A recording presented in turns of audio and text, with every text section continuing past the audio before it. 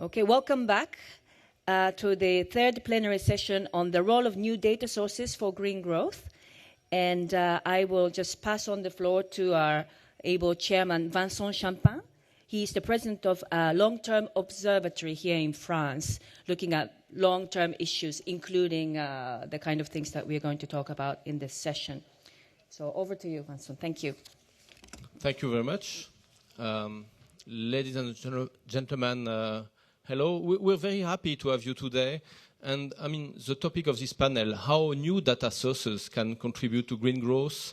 I think it's a mix of economics and very practical things. What we'll show in this panel is how precise solutions contribute to the accelerating green growth.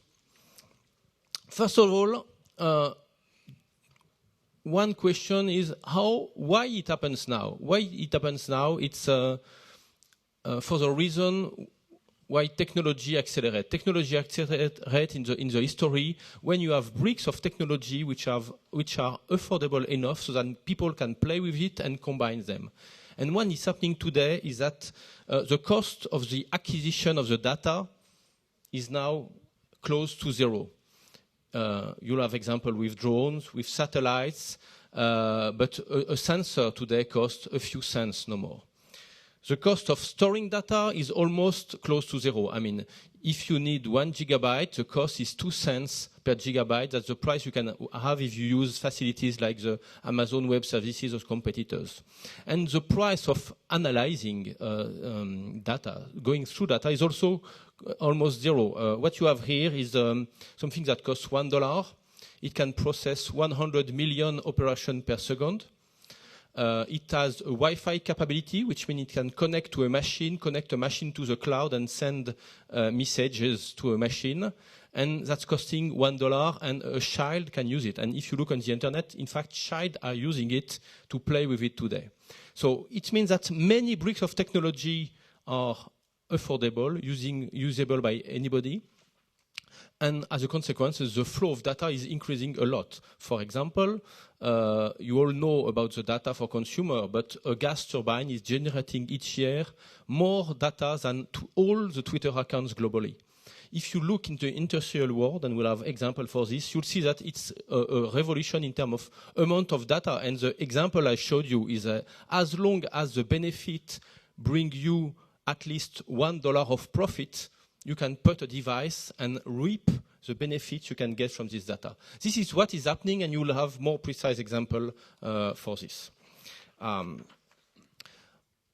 As a consequence, you have many levels for using data. I mean, all this data, it's not something magical. You have solutions that work very often. For example, smart monitoring, using a chip to do with a computer, to pilot, for example, with a computer a train, or to give advice to a human train driver will bring you 2 to 3% efficiency for going from A to B in the same time.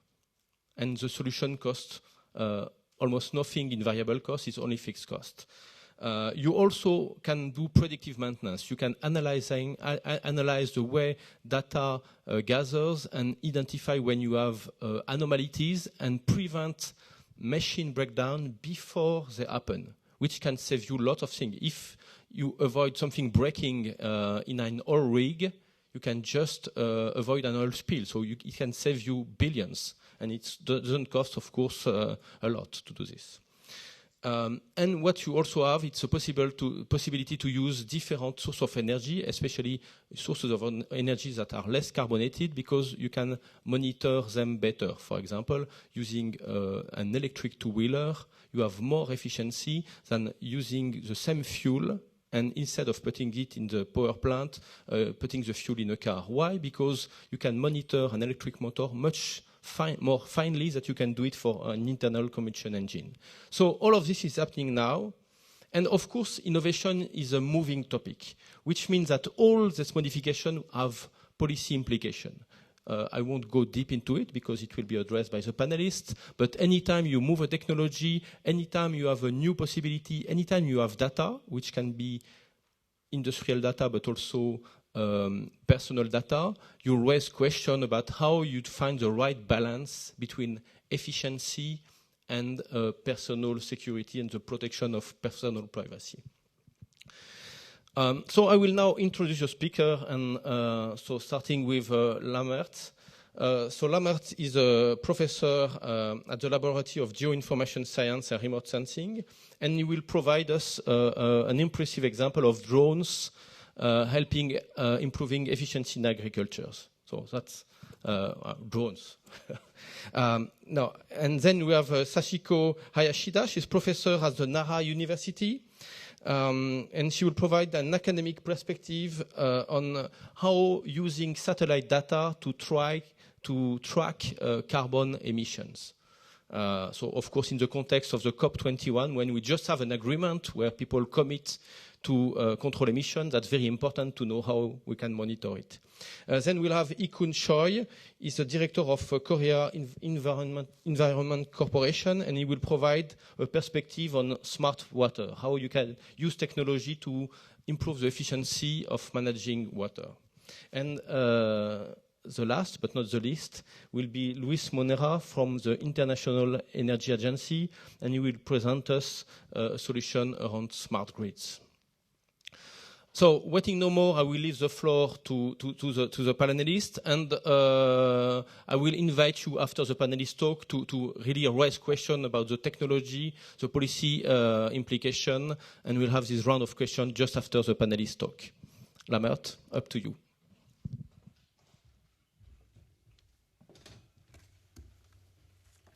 Okay, good morning, everybody. And thank you for the opportunity to present our work over here. In fact, I will continue a little bit with the issue paper that is also available on this topic. And of course, I already talked to some people, and they are regularly in the news.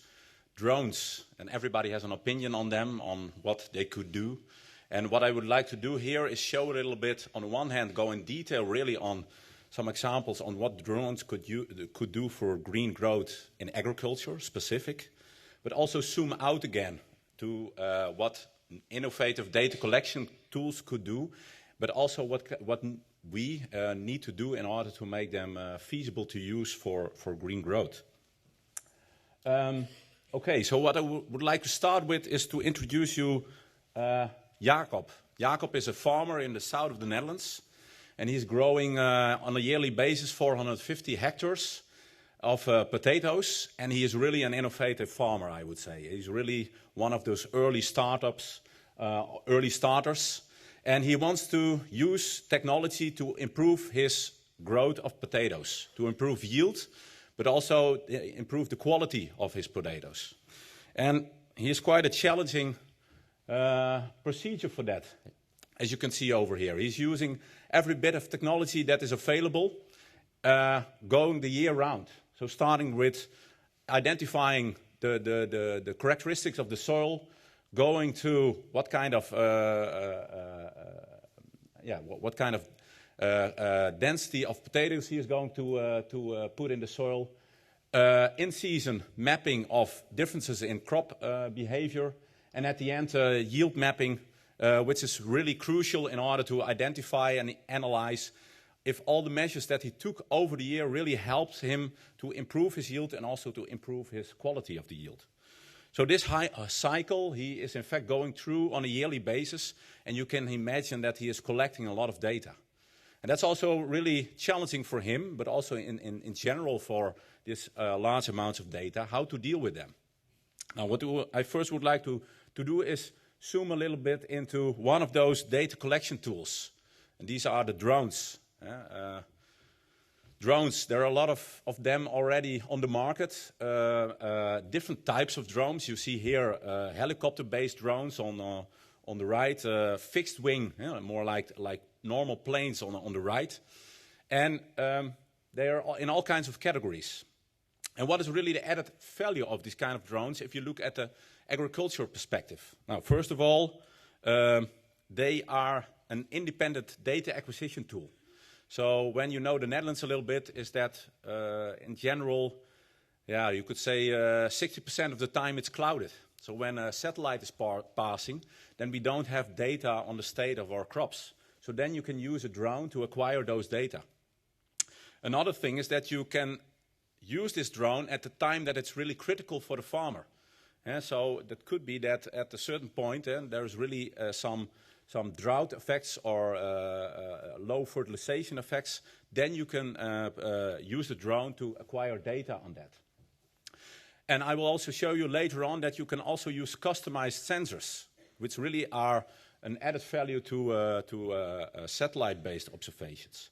And finally, you have an increased spatial detail. And that means really the pixel size with which you acquire images can really go up to the centimeter scale. And this is really also important when you want to use this kind of image technology for identification of pests and diseases. Then you need this kind of high detail. If you look at the current applications of drone technology, and then the actual applications are mainly focusing at the moment on the use of drones for spraying and also variable rate spraying. They're used for really the remote sensing, so the crop scouting over the growing season in order to provide the farmer with improved information on when to do what on a spatial explicit scale within the field. And the third application, which is also very interesting, is the application of land administration. And it goes a little bit into a sort of data democracy. And you can use the drone in order to acquire very high quality information, which you can use to identify really land parcels, and you can improve cadastral information, which is in especially developing countries a really crucial aspect to improve land productivity. So these are actual applications, but there are a lot of other potential applications, you could say, which are currently in the research domain and which are really on the edge between research and operational services. And here you see a few: crop damage assessment, infrastructure inspection. In agriculture we have a lot of infrastructures. Often people need to go into risky situations, and there you can also use these kind of drone applications. Now there are other examples which you can also read more in the paper. What are now those extended capabilities of drone-based remote sensing? You see here on the left, you see a satellite-based image of the WorldView 2 satellite, which is one of the advanced satellite-based sensors which is regularly used in agricultural applications. And you see that you see differences within fields, between fields, but you can imagine that there with this 2-meter resolution, that for some applications that would be good enough, but for other applications you really need some more data. And there on the right, you see the data you would be able to collect with a drone-based sensing system, where you have first of all the RGB information, so really the detailed few centimeter information, which you also collect with your own photograph. But in addition to that, we also have a digital service model. So we have information on the height of the canopy, which is really important to follow the growth over the season. And a third information layer, which we call hyperspectral data. But you can imagine that we measure there very detailed spectral information, which gives you information on the nutrient status of the crops, but also on specific pests and diseases of the crop. And this is a sort of next step in what you can achieve with these kind of data collection tools. And to show you one example where we applied this kind of sensing systems in a plant phenotyping environment, where plant growers are interested in very specific plant traits. In this case for maize, you see a plot, or you see an image over here over a maize field, where the plant breeding company has laid out 4,000 maize plots. Every plot is consisting of 2 rows and something like 40 plants. And the breeders are in fact interested in characteristics like height, biomass, and also the development of these kind of traits over time. So what we were able to do with this kind of drone-based acquisition is to provide these breeders with 3D detailed information which is really relevant at the plot level. And by comparing that with the ground surface, we're able to derive an height map of this plant breeding experimental plots. And normally what plant breeders need to do, they need to go into the field, measure by hand on a plot-by-plot basis these kind of characteristics, and now you would be able to do that in one go. So this is, of course, quite a sophisticated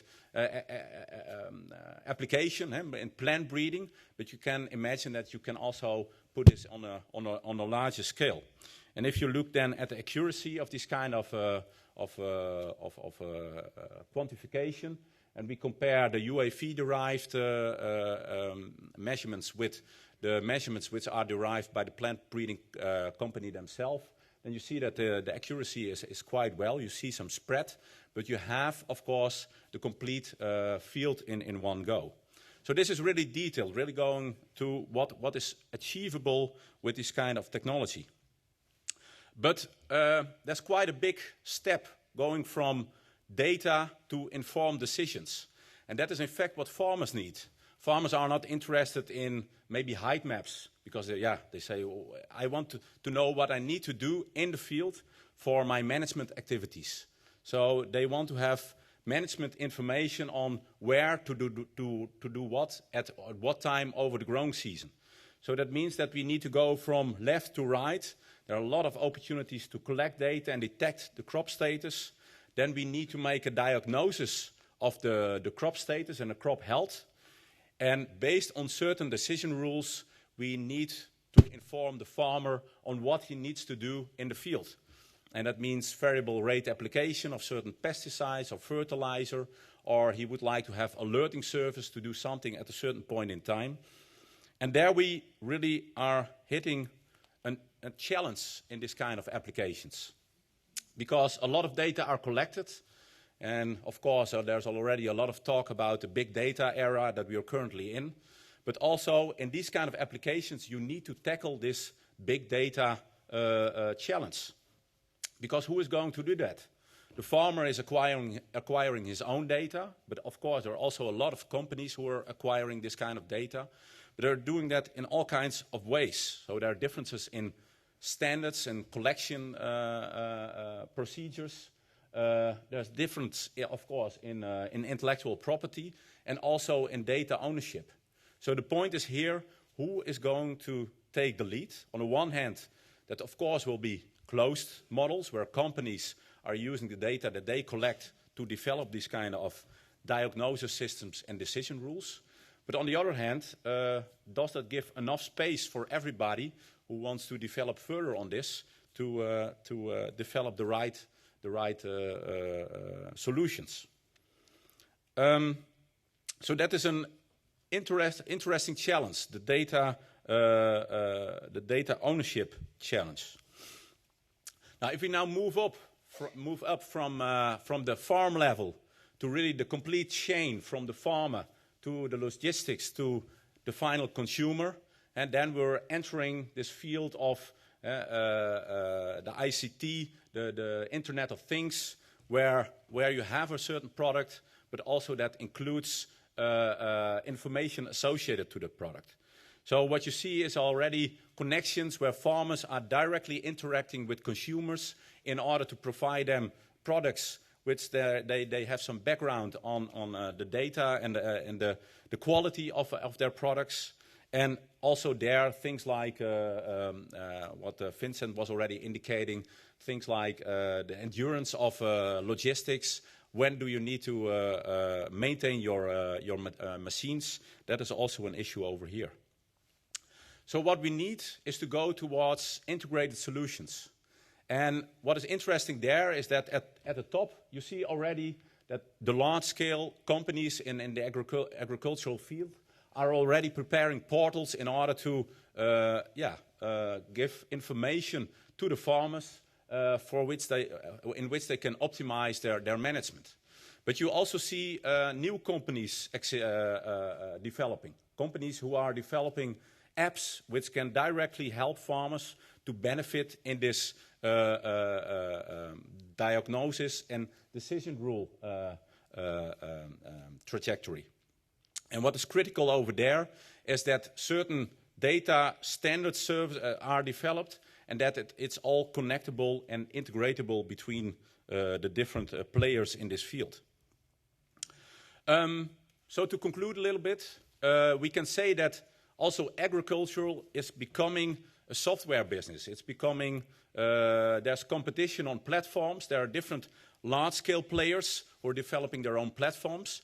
But how does that service the smaller farmers who maybe sometimes are not always organized in this sense? The other thing is that it also gives incentives for new entrants. And really from the ICT perspective, there are completely different and new companies who enter this field of agriculture and have a completely different perspective, which sometimes is much more innovative. And agriculture can still be optimized, so that is where this data can help. And you see that there, in an agricultural company, there more and more becomes a specialization between roles, where on the farm you have the manager, you have an investor, especially on the larger scale farms, but also you have the data analysts in the farm.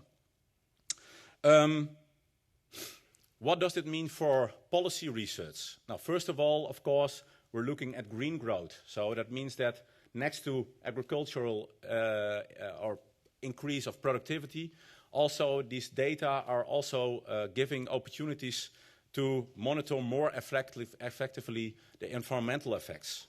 And what is very important over there is to disseminate best practices between the different players in this field. The critical thing over here is, do we want certain undesirable market monopolies to develop, or do we need to put some policy on that? And what is especially also the future of those smaller farming companies? So that really focuses on data ownership, but also on the privacy of data. And finally, we need to develop a new type of big data analytics, which maybe is not at the moment very well known in the field of agriculture, in order to get to the next step from data to final practices. Okay, thank you. Thank you very much, Lambert. Very, very interesting. So now we go from drones who can't see through the cloudy weather to satellites, which can with Sashiko. Thank you.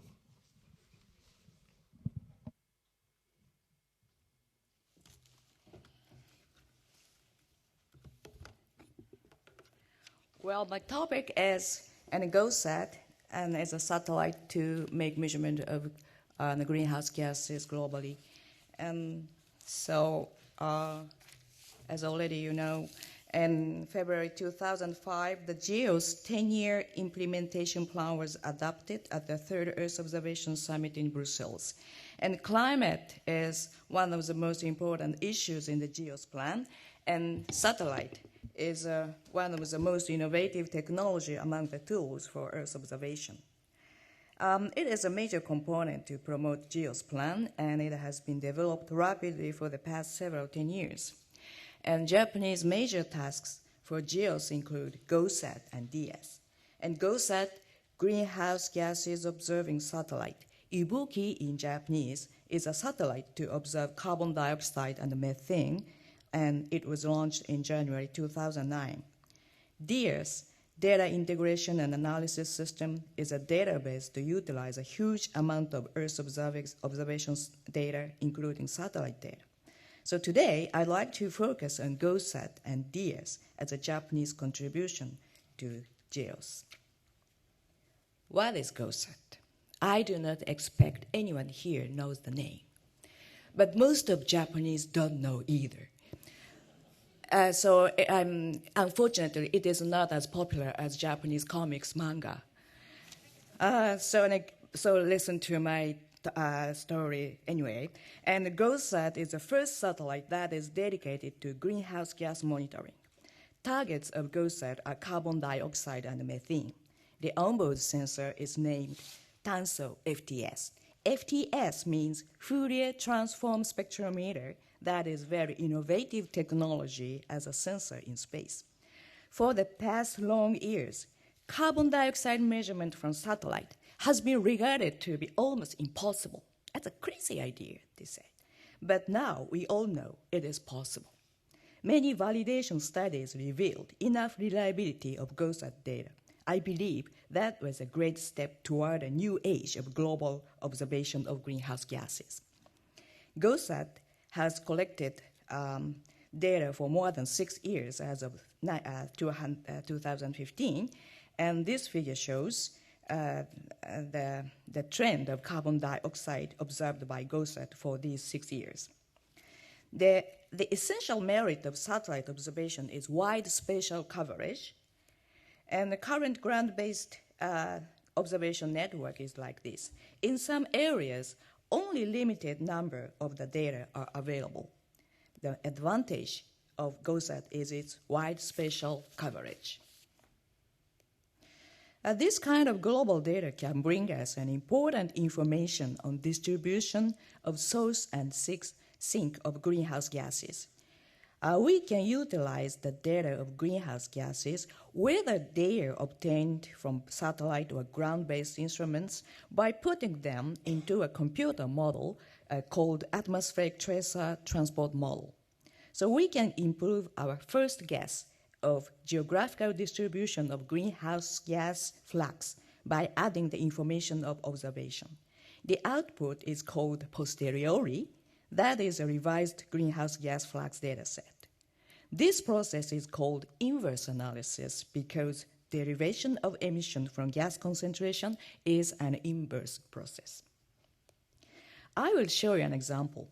This figure shows a monthly estimate of carbon dioxide flux by applying GOSAT data as well as ground-based data. The upper panel shows the observed data, and the lower panel shows the result of emission absorption flux of carbon dioxide in July 2011. And the color indicates monthly mean amounts of the source and sink. The red color shows carbon dioxide emission. On the other hand, green over the land or blue over the ocean shows carbon dioxide absorption. In this case, we found large carbon dioxide emission in India and some part of North America and Africa in this month. In this way, we can now monitor the emission and absorption distribution in a monthly basis, and GOSAT can derive methane emissions in the same way. However, the capability of the satellite is not perfect. There's still a gap between present technology and scientific requirement. First of all, atmosphere is moving around and goes up and down.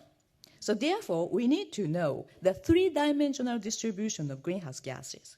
However, most of optical measurement from space utilize the absorption of solar light. Therefore, satellite sensors at short wavelength infrared can measure only column abundances of the species such as carbon dioxide and methane. On the other hand, thermal infrared wavelength is not sensitive to the lower part of the atmosphere, though it can measure profiles.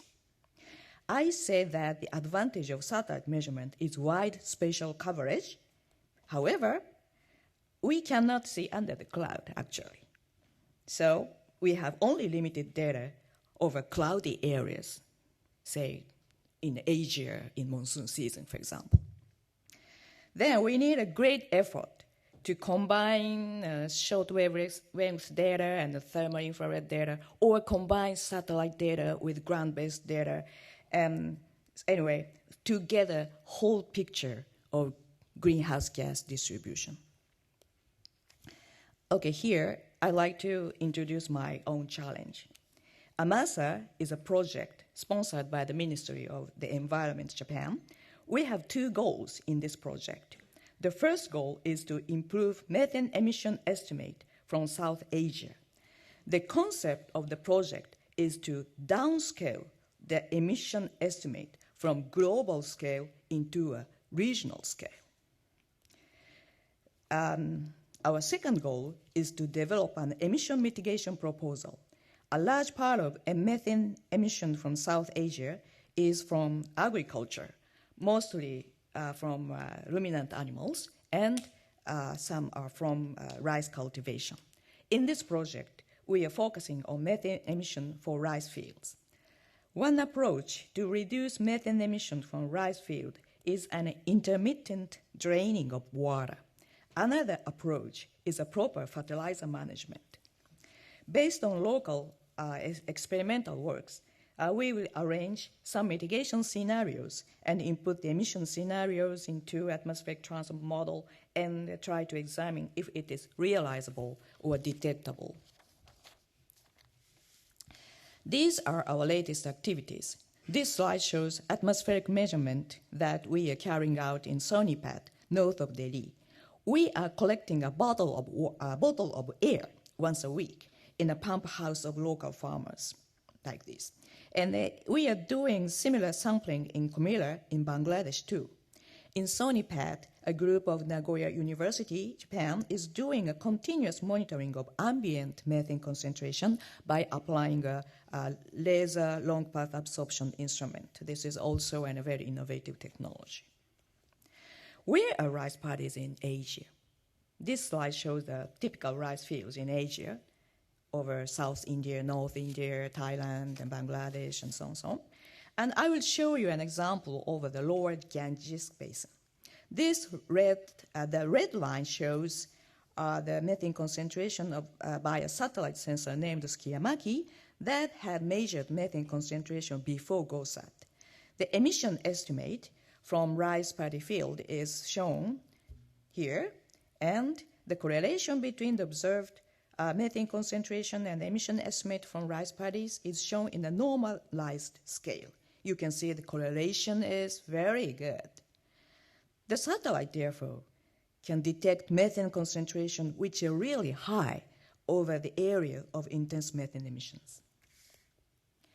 We now have GOSAT data after 2009, and the observed methane maps are similar to that of Skiyamaki, like this. It's a Skiyamaki map and GOSAT map, and this, the methane spatial distribution is also corresponding to methane emission estimate, like this. Again, you can see a good correlation again among those maps. Very recently, a new finding was reported by NIES and MOE, not only over the rice paddies, in various places over the world. We can see such positive correlations between methane concentration, between methane enhancement expected from emission estimate in abscissa, okay? And the vertical axis shows a GOSAT high methane concentration. So you can see the good correlation, and that means that these findings indicate the potential of GOSAT to detect anthropogenic methane emissions. As I mentioned, we have a large amount of satellite data and ground-based data already. However, to utilize all of the data effectively, we need help of an efficient database system. Otherwise, we'd be blind to a pile of treasure. We should know what kind of data are available, where they are, and how to access to those data. And scientists know their own field very well, but in general, they are not familiar to technical terms of other disciplines. Thus, we need help to understand the technical terms among different disciplines each other. So to answer the request, DIAS, Data Integration and Analysis System, has been developed by Japanese scientists. Now, many scientists from various disciplines are starting to input their data into DIAS. In the field of hydrology, a great amount of the data have been accumulated. Atmospheric data are still at the beginning stage, but DIAS will be a help for all people working on global observation data in the near future. Okay, today I focused on GOSAT and DIAS as Japanese contributions for GIAS. GOSAT has observed carbon dioxide and methane for 6 years, and global budget of carbon dioxide and methane has been improved by using GOSAT. Our next challenge is to downscale the budget estimate to a regional scale. Integration of satellite on-site measurement and model outputs is essentially important, but to utilize all those data effectively, we need a tool to help us. DS will be helpful for us to use those data. Finally, I'd like to say the technology at present is limited, but the focus is to improve the technology to meet the needs for green growth. Thank you very much. Thank you very much, Sachiko. I think now everybody knows what GoSouth is about, and we also know that it's washing us. Without transition, I will leave the floor to Ikun Choi, and we'll talk about smart water technologies.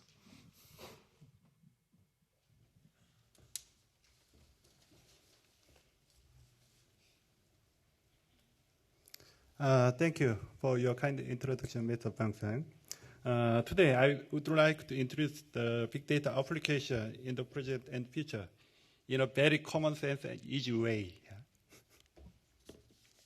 Today, my presentation is first from the definition of big data, and the second is the actual big data application in the waterworks in Korea. And lastly, I wanted to make a suggestion for the interlinking various environmental data and interlinking them with social data.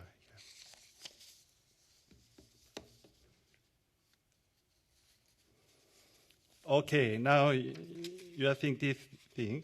In these days, a lot of people, they are talking about very big data. Why? Yeah. Even now, you are producing a big data with your smartphone. Is there anyone who doesn't have smartphone here? Most of them, they have the smartphone. Why am I asking this thing? Telephone company, yeah, they know now you are here, what you are doing with Facebook and that thing, yeah. And also you are producing so much data and now, and with this, how can you do with this so titanic amount of this big data? And see, I want to see that very, very common sense of these things. Yeah, you can. Oh, I forgot. Yeah. Now you can see the universe in the slide. Why I'm asking this thing? Yeah. Our ancestor, our grandfather. Yeah. They were very curious about our universe. Yeah. And like the scientists, especially Mr. Galileo Galilei, he found that our world was not flat, and also he found our Earth world rotating itself by telescope. On the other hand, with a microscope, they let us observe the very, very small thing for naked eyes, like the virus and the human genome and every kind of that thing. Yeah. Without this range, there is no great discovery, like this virus and like Jupiter and Mars and everything on the world. Yeah. Some experts said big data in the future will become a new rage for humankind. Yeah.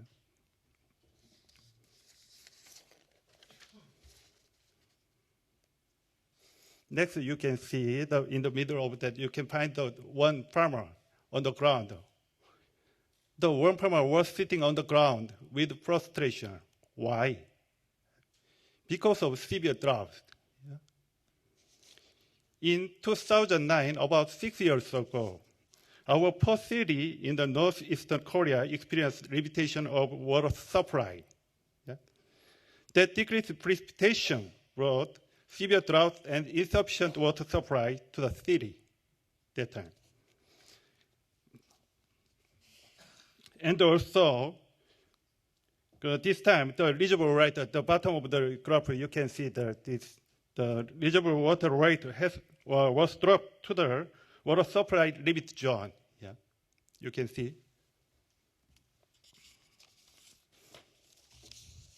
And that time, coincidentally, at the same time, we found a lot of leakage on the piping network.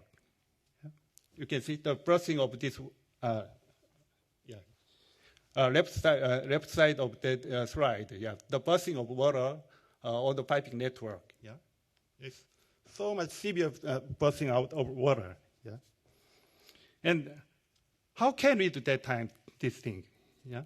And also, coincidentally, these four cities are located in mountainous area, yeah, up and down. Yeah? Because of that, they need more water pressure to carry to the home. How can we solve this kind of problem? Yeah? That time, we have to reduce the water loss. And first of all, we repaired the damaged piping point, and we applied the water pressure management system. Yeah? From that, we've collected more than 100 data every year. Yeah? Finally, due to this optimized water pressure management system, we are able to reduce the leakage water flow rate and burst frequency. Optimized water control. And also, additionally, repair costs were decreased. And also, secondly, we should save. You can see the right side of down in this thing, reduction in energy consumption. Yeah? We could save the intake water volume, and also electric energy consumption up to 48% dramatically. We can achieve that kind of result. Yeah? And also, we can convert this electric energy as a carbon dioxide. It's of the same amount of that thing. We can reduce that. Okay. This is just a small case of this big data application in waterworks in Korea, yeah, for the green growth. And also, many countries do.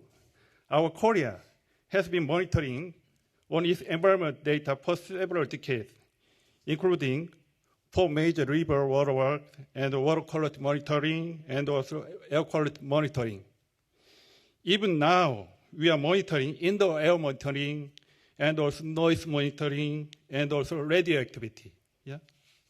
So there's a lot of titanic amount of data come out now, unprecedented. With that, how should we do this kind of data? Just before, I explained the status of the environment monitoring data in Korea. For the coming period, can you guess what the most challengeable topic will be in environment big data? As we already know that climate change has effect on temperature and seawater level rise, and also flood and drought. We already know that very well. And also air pollution has effect on smog. Later on, we should think about what kind of factors have mostly effect on deforestation, desertification, and diversity. Interlinking environment data and also analyzing how they interact each other are going to bring us new knowledge and intellectual solution. Because of that, finally, I want to make one suggestion. We had better develop feasibility study involving more expertise from various sectors for the studying of what's the region of that thing, interlinking of that. Yeah? People like the environment big data from the various sectors. Also, oh, sorry. Next. Okay.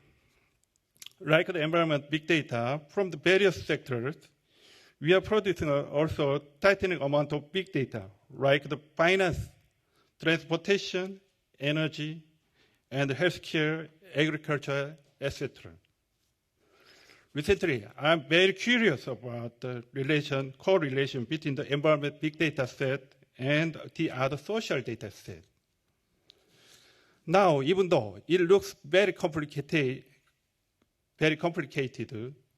we still need to keep our eyes on it. Yeah? How about that thing?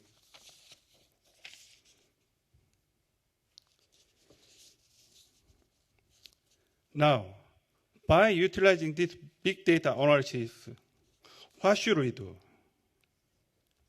First, they'll give us a chance to find anomalies around the Earth. And also, they'll give us a chance to understand the phenomena, and also they can make it possible to grasp the state from the past to current. And also, they can make a good prediction. Yeah? As a result of this, what can we get? In the public sector, big data will lead us to proper decision making for a priority of public investment. On the other hand, in private sector, big data, they will provide the opportunity for the new market business.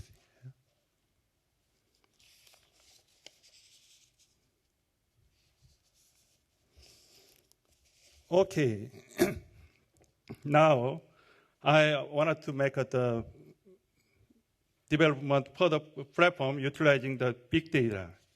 From this big data, how can we get? First, we can get to building up public-private academic partnership. And second, this big data make it possible to bridge the global-local gap. And third, they bring the complementary skill and experience to anyone in need. Lastly, we can get a benefit from data innovation. And by sharing and optimizing data, finally, we can create a new value.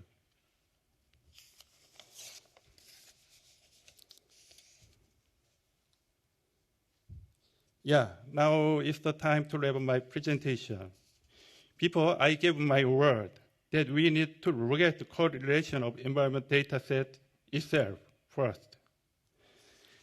But to get this, in order to look at the correlation of environment data itself, I made a suggestion for the joint feasibility study of environment data set.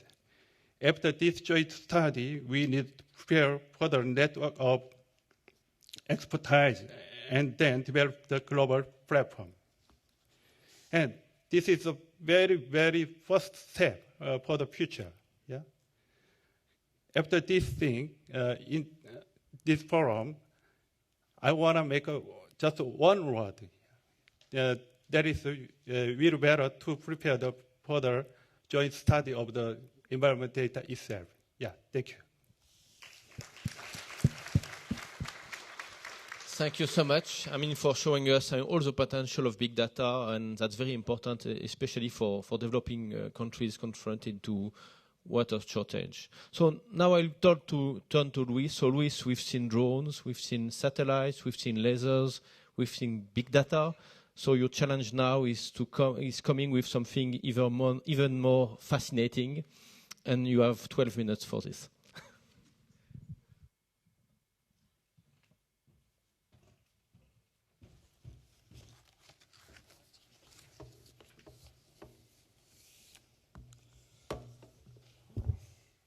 Okay, thank you very much. Thanks for the opportunity of presenting at the forum. Now I'm going to start with a bit of a context setter, a green growth context setter. So what we see here in this image is the carbon intensity of the global economy. So basically how much carbon is produced for every unit of energy that goes into the global energy system. And what we see is that for the past 50 years, it's kind of been stable. Now, what you see there in yellow and in green is the IEA scenarios up to 2050 for the energy system. And what we can see is that to reach the 2-degree goal, and this has been brought up earlier in the beginning by Vincent, to reach the 2-degree goal, the carbon intensity of the global economy needs to be reduced to almost a third of what it is today. Now, what we also know is that for the energy sector in particular, technology innovation happens quite slowly. What you see here is the primary energy mix from the 1800s, and we can see that energy transitions typically take 40 to 80 years. The average is around 60. And what we also see is that from 1970s there, you can see that the energy sector is kind of poised for a new energy transition. What happened since then is that it's pretty much been flat again. And what we know is that this is again from the IEA's, from the International Energy Agency's scenarios. We know that we need a new transition right now that is led, among other technologies and solutions, by renewable energy, by distributed energy, and other clean energy sources. If we look at electricity systems, which is the focus of this talk, smart grids in particular, electricity systems are particularly late adopters of new technologies. So this is the share of distribution networks that are older than 40 years, which is already quite an advanced stage for power system assets. We see that in 2005, the situation was kind of controlled, but what we're seeing now is that already today, a lot of networks are aging. And if we look at the current rate of replacement of equipment in distribution networks, we see that in a lot of places, around 50% will be of the assets will be quite old and in need of replacement. What we are also seeing is that there's a lot of alternative and distributed energy that is very much picking up, and many of these technologies have been in the news lately. In the top left, we have solar photovoltaics, which has been a big story for the past 5 years. We have storage. There was the announcement of the Tesla Powerwall last year. Then we see also electric vehicles that are picking up and smart meters. If we look in particular at PV, distributed photovoltaics, solar photovoltaics, we see that it's taking off. That's our projections from our renewable market reports. And we also see that particularly in non-OECD countries, the deployment of distributed PV will actually overtake OECD countries in the next 4 to 5 years. Electric vehicles, we also see that deployment is pretty much close to a 2-degree pathway, and we see global EV sales picking up, and what you see there on the bottom right, that's the charging points. So we see 8-fold growth in charging points over the past 2 years. Again, lots of distributed resources. Smart metering, we're seeing it becoming mainstream. This is the projection for smart meter penetration. We see in many markets it's already reaching 50%, and in some countries it's already pretty much a full-scale rollout. And then finally, when we look at batteries, this shows the cost projections. The cost projections are outpacing what analysts expected and what regulators are capable of adapting to at the moment. So the net result of all of this is that consumers are increasingly looking for more control, more insight of the energy use, and a lot more distributed points of energy generation, energy storage, and energy consumption. This is the present power systems. They haven't changed much for the past 50 years. There's not a lot of IT involved in there. The power flows pretty much unidirectionally from centralized generation to the consumers, and there's not a lot of involvement from consumers in the energy system. In the future, we see power systems with a lot more information flows. We see a lot of electric vehicles. We see a lot of distributed generation, and we see that industrial customers, commercial customers, residential customers will be more and more involved in their energy consumption. So the net result of this is a lot more information on what is happening in the energy system needs to be dealt with by the operators and by the utilities and also by consumers. And we're talking about an increase in orders of magnitude. So from today, that's a bit of cheating because that's the global data flows. But what we do know is that in the energy sector, every 2 years, the data volume doubles. So if we look at what are the key trigger points that are going to happen when we're looking at digitizing and having big data in the energy sector, we see, first of all, a first generation of smart metering, which is what's happening today. And we see uncontrollable distributed generation. So pretty much when the sun shines, when the wind blows, grids are accepting it. And again, smart metering, that's pretty much unidirectional information. Maybe users can see their consumption, but not too much information exchange. Second generation smart metering, that's what's starting to happen today. Smart charging, that means that the electric vehicles are charged when it's best for the system, and that pretty much decreases the impact they have on grids and on upstream generation assets. And smart distributed generation, again here, PV plants, storage plants that can respond to the system needs in a smarter way. When we see again the next step in data flows, we see distributed intelligence. This means more local control. So basically, instead of a centralized system, we see that in distribution networks, there will be more balancing of supply and demand, local power exchanges, and so on. And then finally, incorporating behavioral data, demographic data, smart homes, and what's labeled normally the Internet of Things. So a lot more appliances and end users that are digitized and that can exchange information. So I'm going to show examples of each of these that we see happening. So when we look at the first generation smart meter and uncontrollable solar PV, distributed generation, we see already in some distribution network operators that are innovating in these aspects. This is an example from Germany where the distribution system operator is able to monitor much closer what is happening, where the electric vehicles, where the PV plants are being installed, is able to monitor in real time what's happening in the network. And the key innovation here is that it's able to grant a permission for a new installation, a new PV plant in real time. Now this usually takes weeks, if not months, of permitting, of inspections, and so on. And this is an example where monitoring can actually really accelerate and reduce costs for system operators.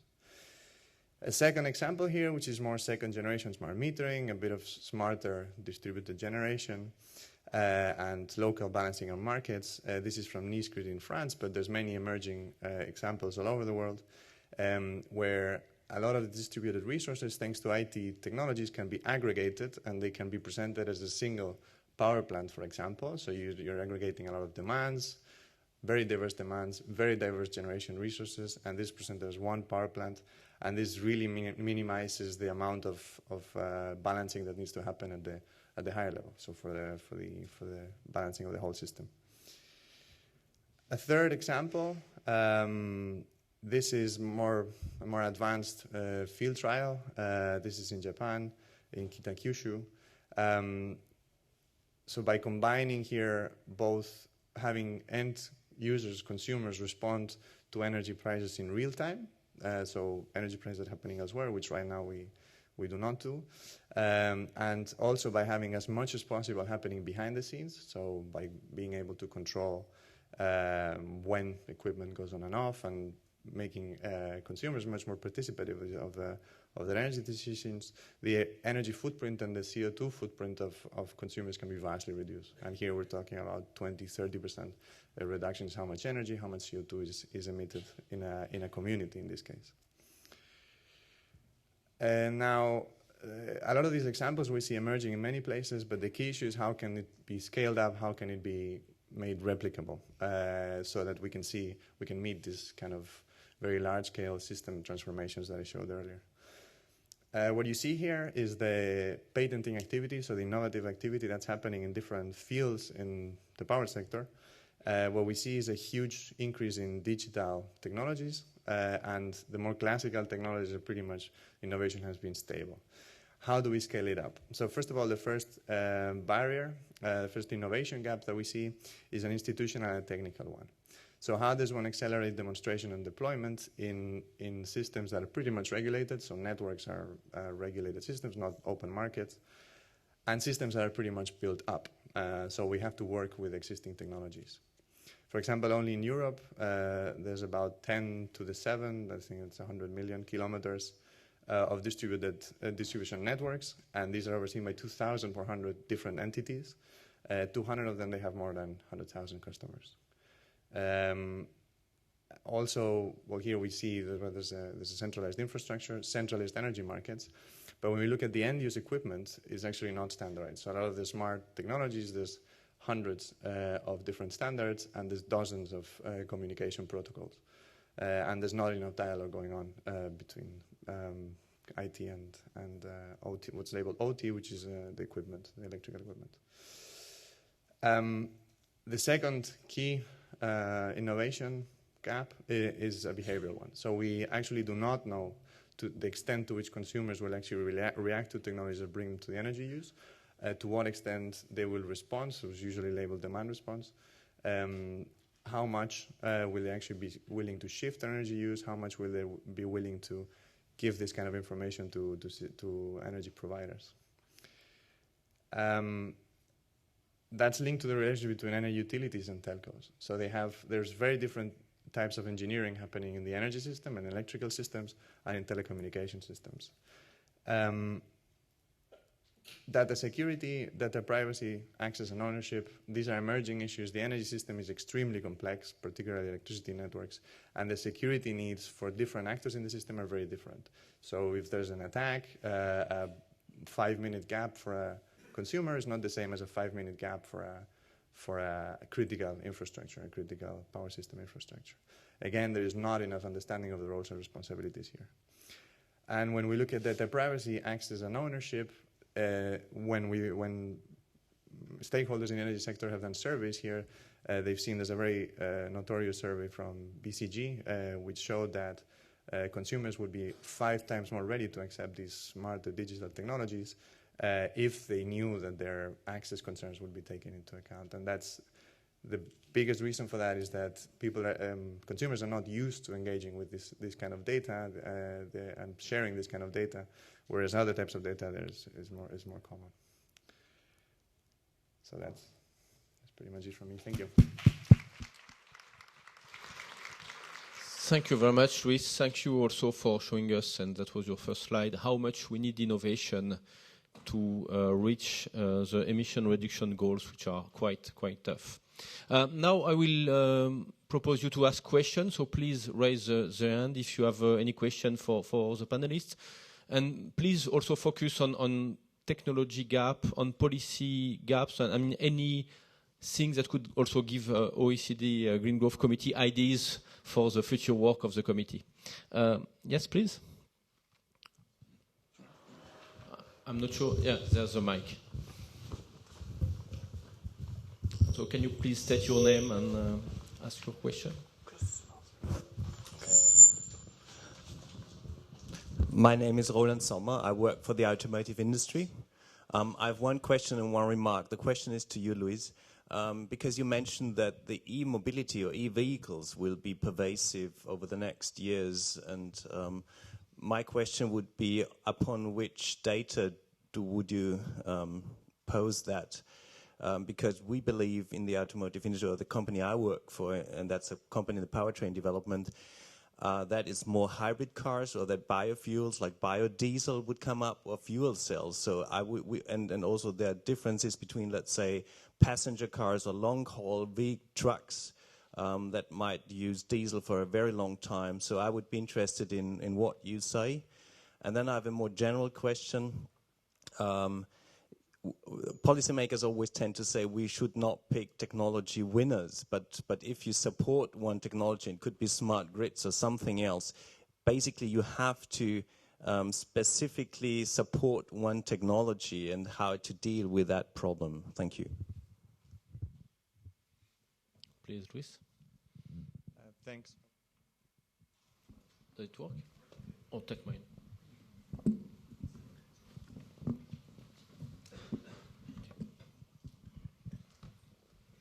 Not that smart, this user.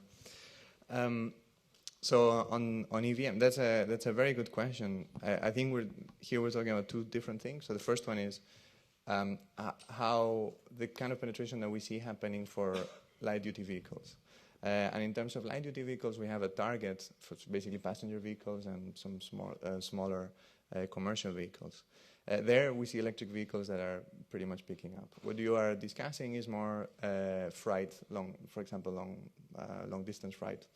That's a different issue because reducing CO2 emissions from freight is actually much trickier with batteries because of the power density and so on. And there we don't really see a lot of electric vehicles. But when we look at, so what I showed before was the data from the global EV outlook that we published this year. And my remark was that it's pretty much on track with the 2-degree target. The target is 20 million electric vehicles on the road in 2020 and 80 million in 2030. Now the base today is 650,000. That's what's actually on the road. So that means that the growth rate is pretty much on track, but that means that you need continued support. So it's a very low base. So I would caveat that with it.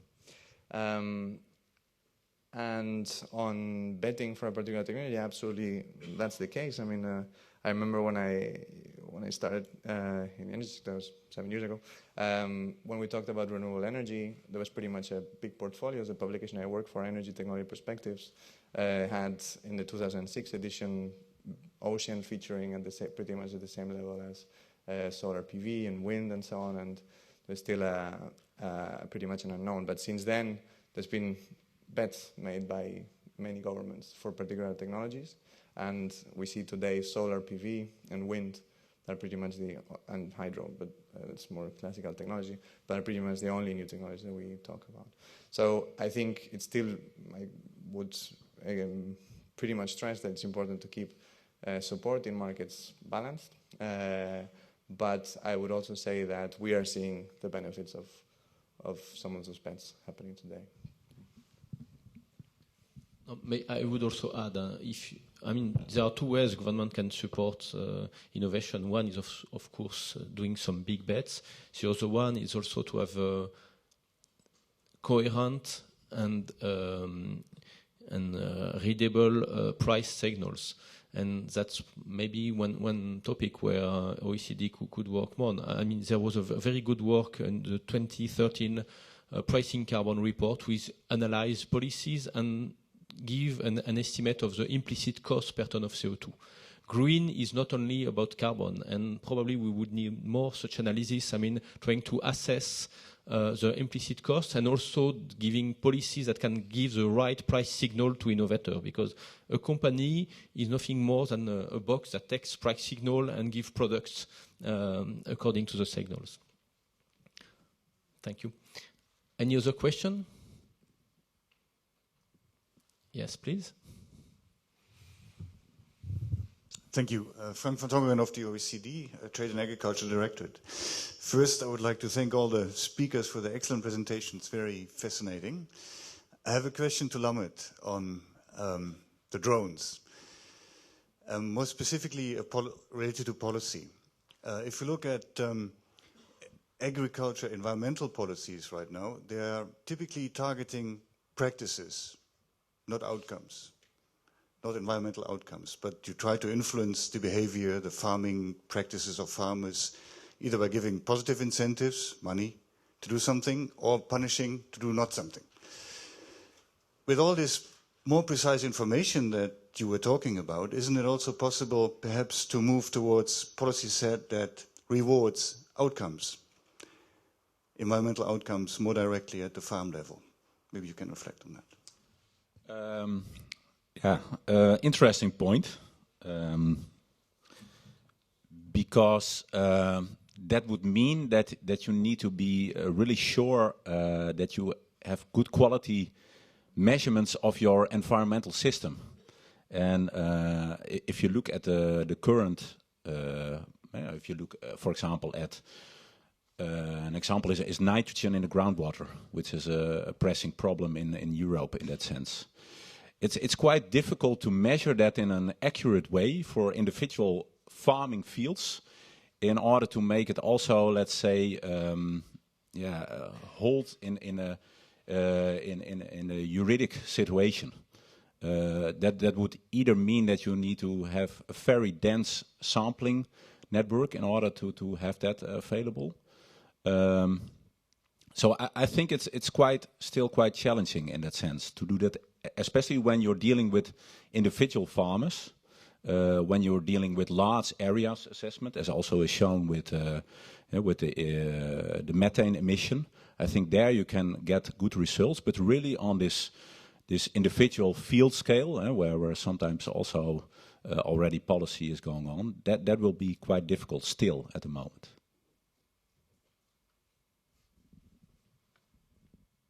Thank you. Other questions? So maybe I have a question, for Luis, because smart grids is a relatively trendy concept, and you can read it in the patent activity, but it's something people are talking about a lot. Could you give us the most impactful example of making the grid smart in terms of value created, or something very, very profitable that can be done and you have seen executed somewhere? You have your own.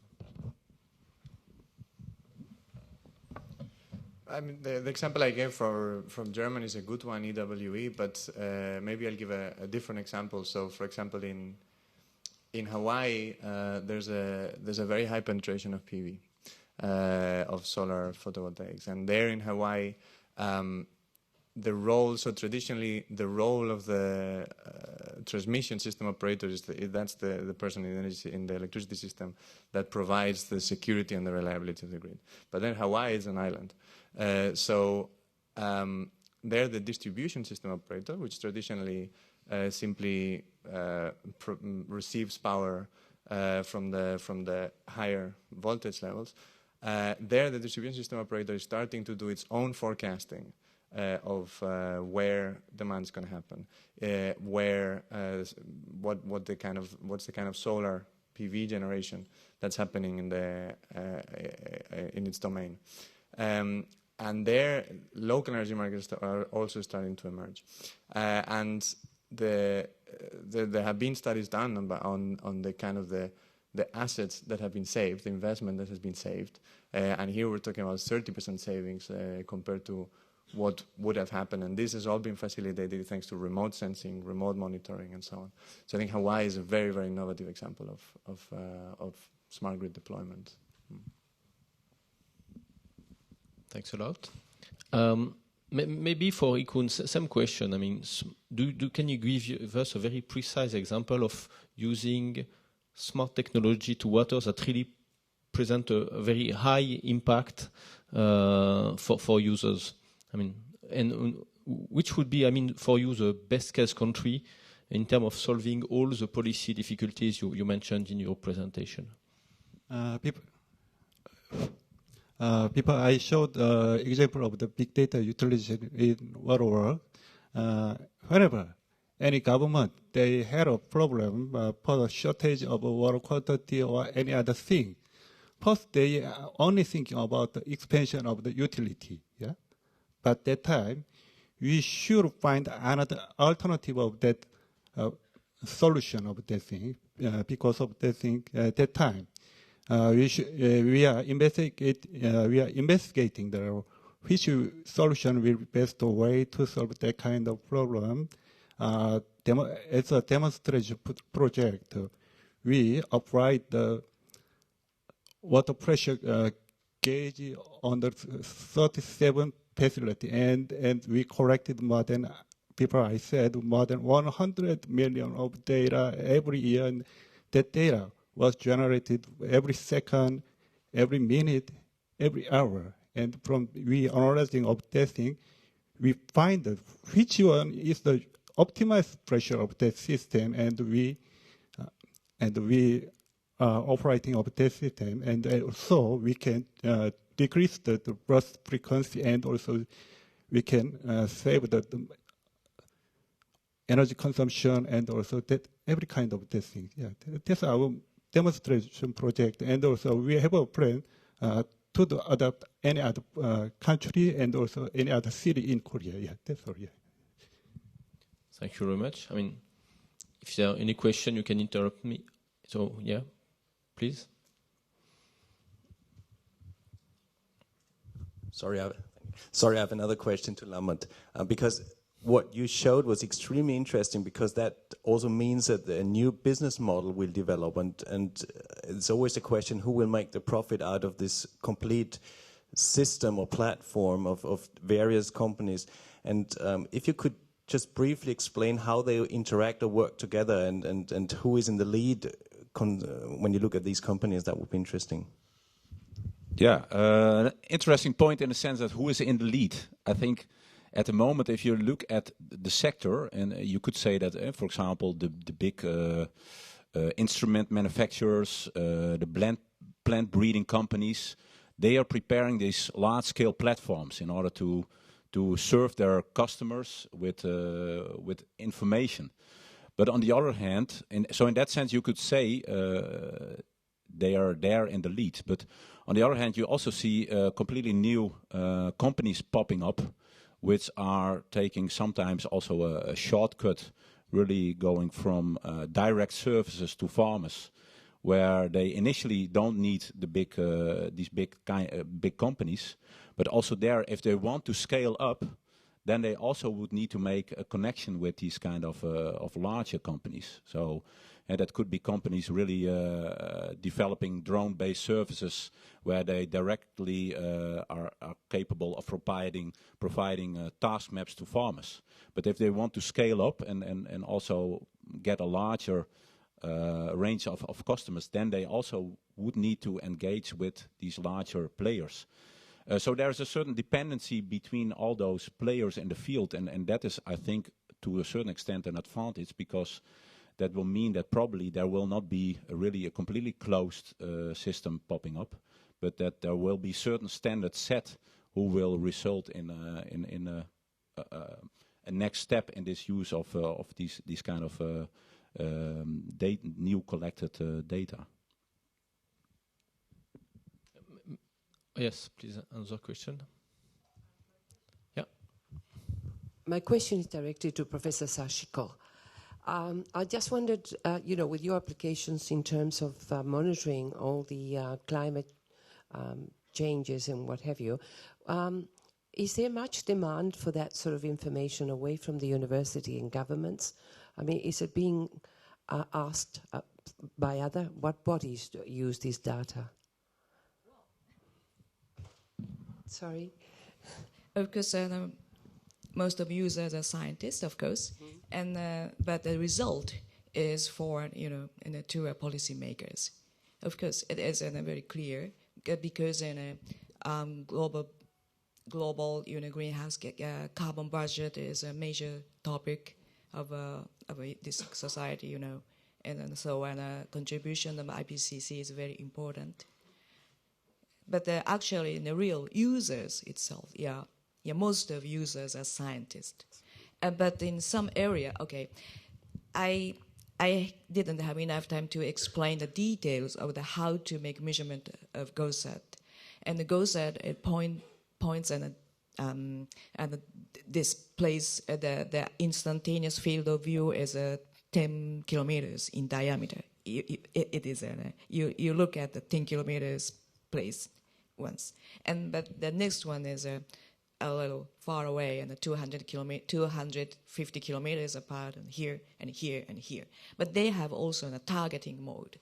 So if you ask the JAXA to point at specific place, like in a power plant, for example, then you can monitor that place continuously, day by day.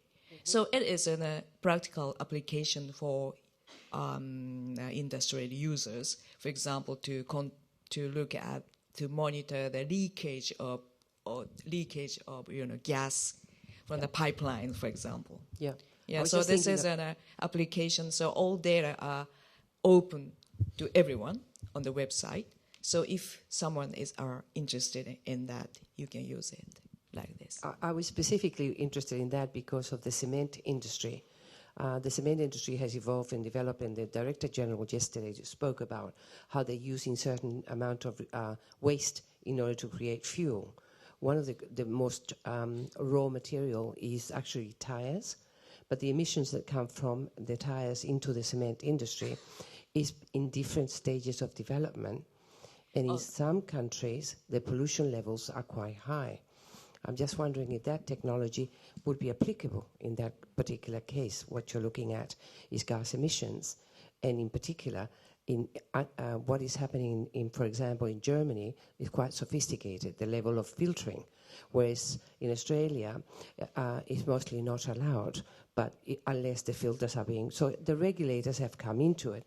But other countries like Nigeria, where there's a huge demand for waste tires, in order to throw them into the kiln and go forward, and there's pollution for the world. Well, I know there are many, many requests, and the scientific and the political requests, but we should take care about the spatial resolution, because as I said, there is still a gap between technology today and that kind of political requirements. Because please keep in mind that the atmospheric remote sensing is much more and more difficult than the surface remote sensing, because the air is moving around, okay? And most of air is above your head.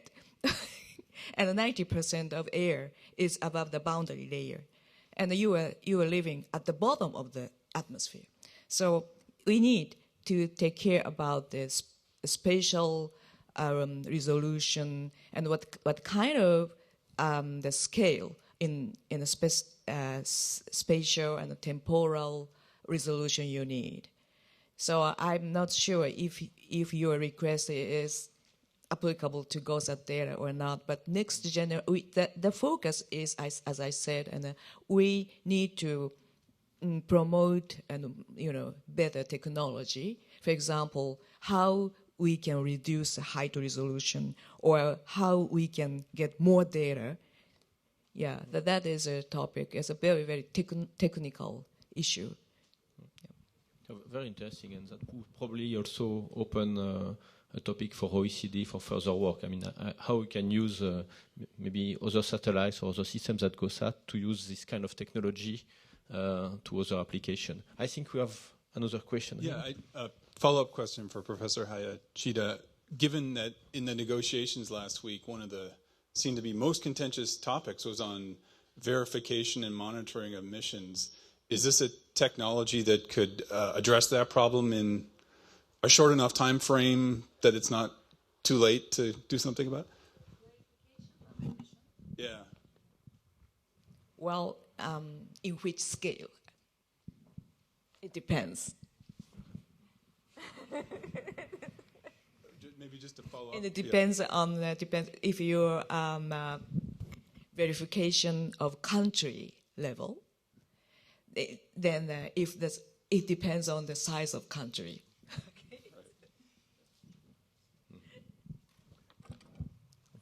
Maybe another question about the development of satellites. I mean, we've seen lots of innovation in this field. I mean, companies like SpaceX, private company that are launching satellites. So, I mean, if we go, I mean, a little further than GOSAT, I mean, how will it transform this field, and what surprising application we could have with such technology for you? So to answer the verification of emission for each country or something like that, we need a very, very innovative technology. So we have to open the door to a new age of satellite remote sensing, I think. And so my personal opinion is to shift toward passive remote sensing toward active remote sensing. So this is my personal opinion. But this is kind of is an issue of industry, so innovative technology for development of remote sensors, detectors, whatever. Yeah. So I'm sorry, I cannot go into the details right now. Okay, we'll use your lunch for this. Are there any other questions? So maybe the last question, maybe for Lamert. If we look at all this agro big data technology, that's sometimes the topics people talk about it, but you don't see so many real existing used application on the field. So for you, which would be the best in class country in using this technology, and what are the policies that support this success? Yeah, then you ask me a challenging question, because I think I think now if you look at the agricultural domain, then we need to go back something like 15 years when in the agricultural domain they really started to use the GPS signal quite intensively. So that's already some time ago. So that means that every activity at the farm increasingly was geospatially localized. And it means that also the farmer at the field was also capable of applying fertilizer, pesticides at the right location. So immediately you already saw that overlap of fertilization within the field was decreased, for example, and that really resulted already in improved use of fertilizer and less spill to the environment. I think if you look currently at the use of sensing, then that is also more or less now at the point where we more and more get examples where this has an added value.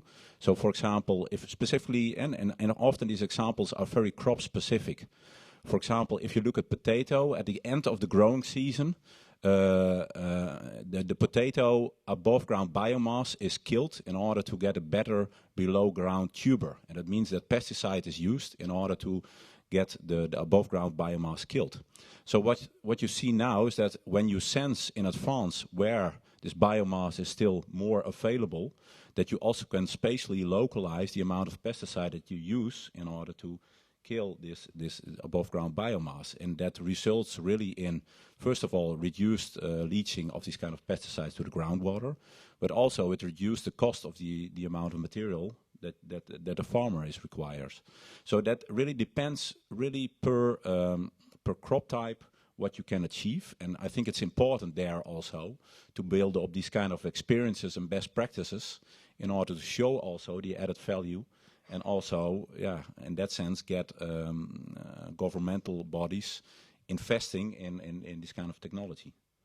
And what is maybe interesting, and that because there's a lot of funding for satellite-based remote sensing, and you see that drone-based remote sensing is coming more a little bit from commercial-driven companies. But on the other hand, also there you should keep in mind that the initial technology development was also not from the companies, but from the military complex. So that is an other governmental line. But I think there we need to see how technology from completely different domains can be used in this kind of green growth applications. Thank you very much. So this would look a little bit like International Energy Agency, ETP. I mean, each year they do a precise review of the most promising technology. It's a way to align forecasts, and it's also a way to push best practice technology. I know it exists in energy. I'm not so sure it exists for agriculture. So maybe that's another topic for work. I don't know if there is any last question. No, so I think after hearing about your potatoes, I think now everybody wants to test them. Thank you very much to all the panelists. It was, I think, very interesting to relate these policy issues and very concrete, precise example. And also thank you a lot for to all of you, and especially to Ryan and Kumi for making this panel possible. Thanks a lot, and bon appétit.